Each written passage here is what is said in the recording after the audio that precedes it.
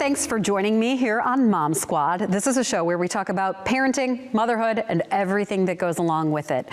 First of all, Happy New Year. We are several days in by now, and maybe on January 1st, you promised this would be the year that you fit into those old jeans, or maybe you want to lose the baby weight, or maybe you're secretly wishing to have a different number on that scale. So many of us make losing weight a priority when the calendar flips, but are we really focusing on what really matters? There's a movement happening across the country towards body acceptance. So this means accepting your body for everything that it is, flaws, strengths, and uniqueness. We tell our kids people come in all shapes and sizes, but are we showing them that we accept our own shape and size? Today's guest is psychologist Dr. Françoise Adan with University Hospitals. She focuses on health and wellness. We discuss how to achieve body acceptance and how this impacts our entire family. So every New Year, and I don't know anybody who hasn't, whether they admit it or not, it's always like, okay, I'm gonna lose weight, or I'm gonna get in better shape. And there is a difference between health and then the appearance of losing weight. But why do you think that is such a big goal for people? You know, I think that it's a huge market, let's face it. Mm-hmm. You know, the chase for this eternal youth and impeccable body is a huge market, and a lot of social pressure make us also influence us. Yeah. And so, you know, this is a topic that I love, because when we talk about body image, body acceptance, it's really about to me, two characteristics that people who are very resilient have. It's how do we accept what is, mm-hmm. and how do we find positivity in, you know, again, in what is. Yeah, body image, we've seen a lot more of a wide variety of models, mm-hmm. In advertisements and everything. But when it's us, when it's ourselves, and we look in the mirror and we don't see perfection.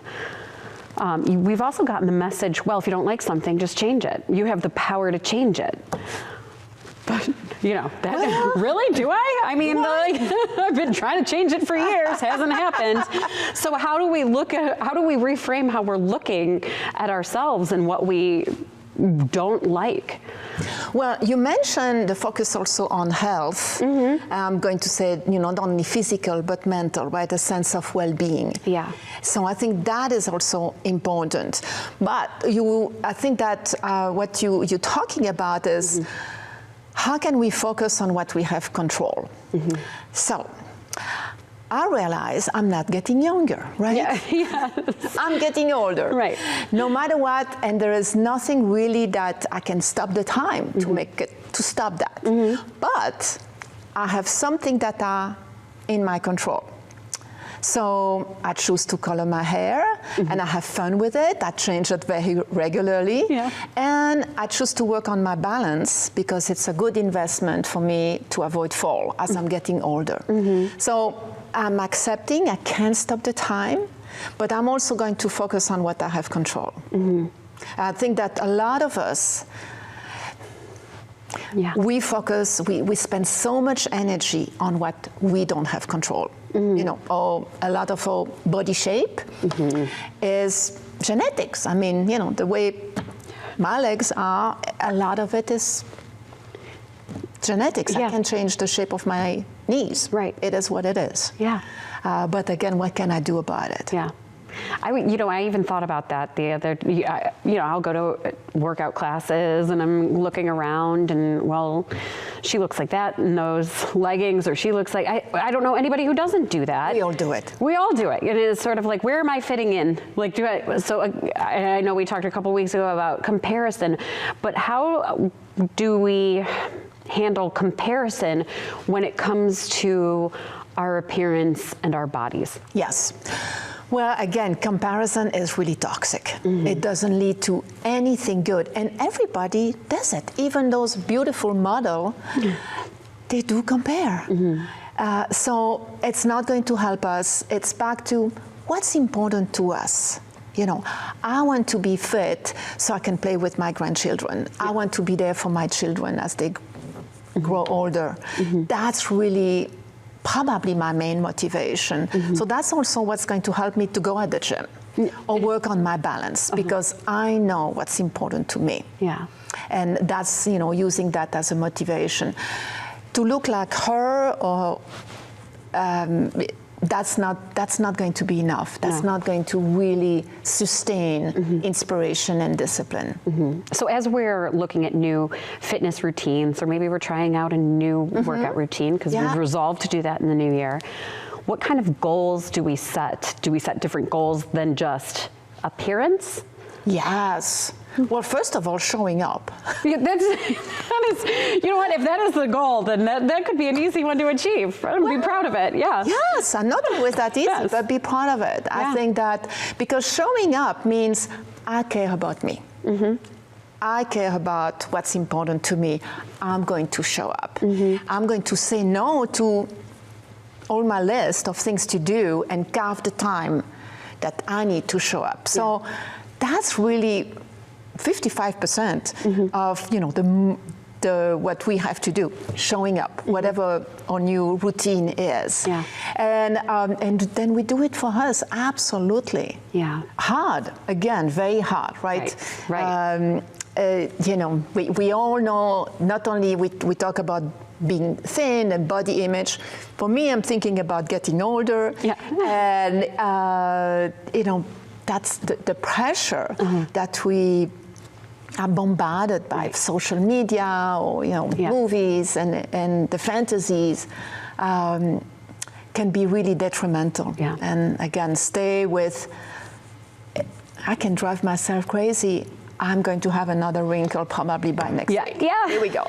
Well, and you mentioned getting older. I mean, we all have now life experiences under our belt, pun intended, like having kids and going through maybe some medical issues. Yes. And I feel like there's a lot of pressure of like, well, I got to get back to what I was and fit into this. We all have it. We all have that pair of pants or that dress or that, that's in the closet. Like, I'm going to get back into that because I'm fit into that when I was 21, and it's going to be, that is a detrimental mind frame. 100%. Yeah. First of all, donate the clothes that do not fit you anymore. And let me ask you, let's say that you enter into that dress that you wear when you were 21, and then what? Okay, you're going to have a moment of pride, but it's really going to provide a sense of well-being and health?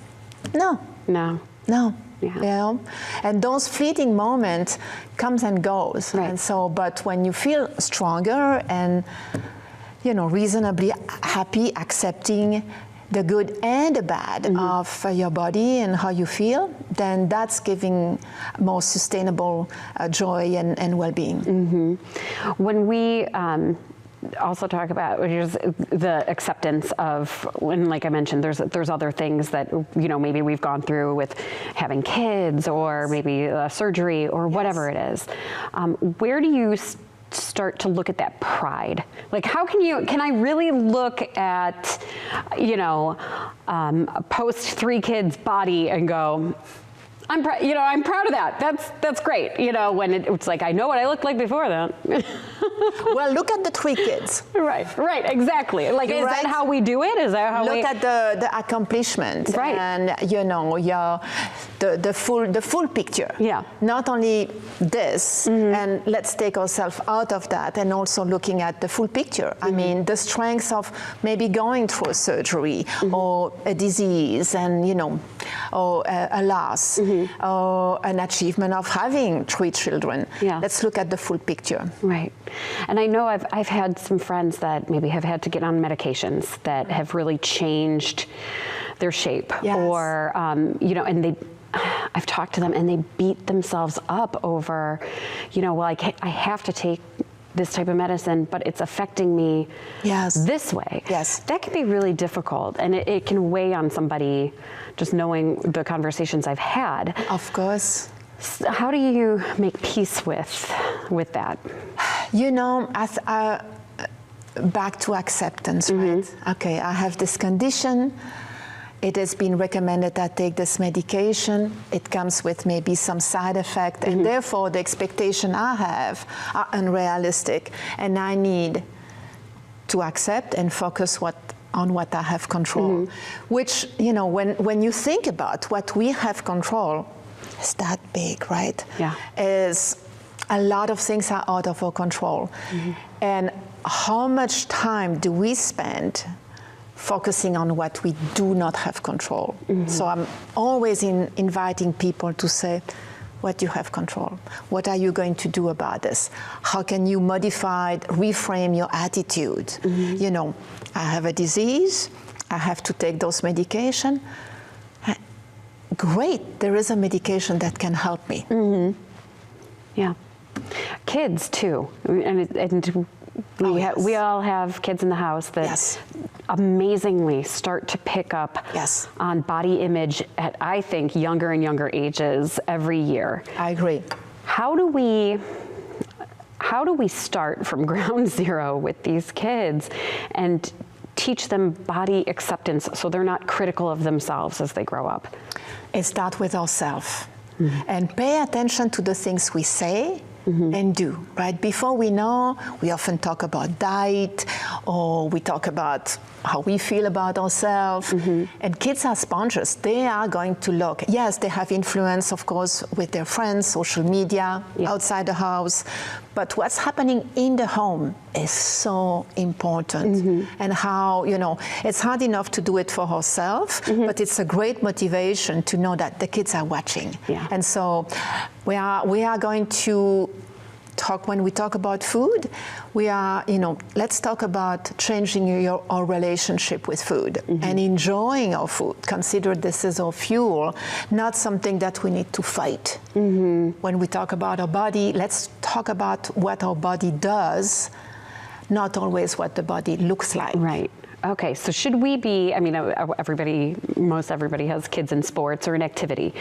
So are we telling our kids, like, wow, you really, look at how well you kicked that goal, or look how much faster you're running? Like, we focus on those things to build their confidence? You know,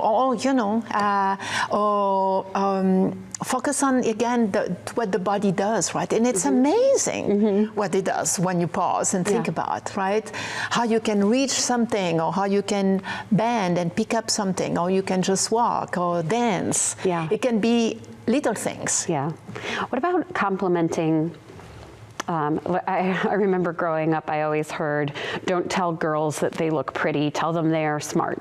But then again, you know, I want my daughters to know, you look beautiful in that outfit. Look, that looks beautiful on you. Then are they, you know, I'm kind of thinking, will that make them proud of how they look, no matter how, you know, what shape, size they are? Yes, I think that, again, it's, you know, avoid the all or nothing. Right? But also know that, what does she feel? So she might put up an outfit that maybe you don't like, but she feels awesome with it, right? She's really happy with those two colors that this is not what you would have chose. But if she has pride and joy about that, why don't compliment her at that time, you know? It doesn't need to be fitting a mold. I think that beauty now is really influenced by society and some rules that who knows who decide them. But the kids are still free to experiment. And when they do, why don't we enjoy that and let them experiment? Even though, again, that might not be the shoes that we would have picked with that outfit. But why not? If they feel pride in it, What about when they're getting outside criticism? You know, kids can be harsh. And if they come home and say, oh, you know, Mom, this person said I was fat. What's that conversation like at home? That's such a painful conversation, right? There's nothing worse than seeing your kids hurt. So I would ask, of course, you know, how does that make you feel? What was the circumstances? Do you feel fat?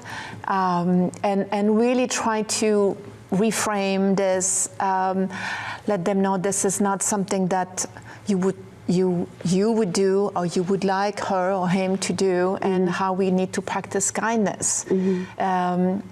Also know that when sometimes people are unkind, we don't know where they're coming from, and why did they act like that. But try to give her enough self-confidence that it's roll over. Right. But it's hard. It is hard. It is hard. Well, how do we build their self-confidence in general? Everybody wants a confident kid. What are the best ways to build that confidence so they have that almost like armor on them? Right. Again, how do we build our own confidence? Because we not always secure ourselves. Right, yeah. So knowing that, and share that, it's not always easy. And even though you think I'm superwoman, well, I have my own doubts and my own fears, but I face them. Yeah. And so model.